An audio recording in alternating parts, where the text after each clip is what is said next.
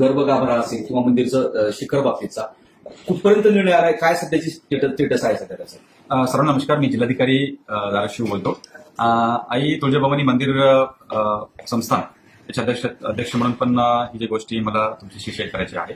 आता आई तुळजाभवानी मंदिर आणि शिखर याच्या संदर्भात सध्या जे चर्चा सुरू आहे याच्यामध्ये मंदिराची शिखर आपण पडणार आहोत किंवा आपण त्याच्या डागडुजी करणार आहोत याच्या संदर्भात मी सांगू इच्छितो की याच्याबद्दल आपला राज्य पुरातत्व विभाग तसेच त्यांच्याकडून पाहणी होत आहे आणि ऑलरेडी काही मंदिराची परिसरामध्ये डागडुजी आणि दुरुस्तीचे काम सध्या सुरू आहे.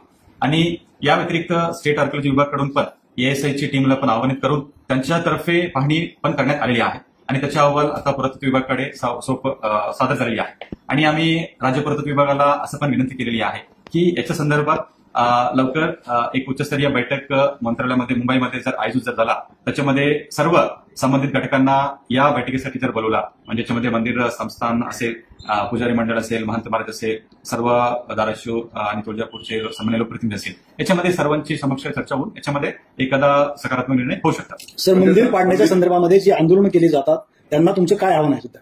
त्याच्यामध्ये मी सर्व नागरिकांना, भाविकांना हेच आवाहन करू इच्छितो की आपण कुठेही अफवावर आपण विश्वास न ठेवता मंदिर संस्थांचे आणि महाराष्ट्र शासनाचे अधिकृत तुम्हाला जेव्हा निर्णय घेण्यात येईल तर तेव्हा आपण सर्वांना योग्य पद्धतीने आपण कळवतो. सो त्यामुळे कुठल्याही अफवावर आपण विश्वास ठेवू नये.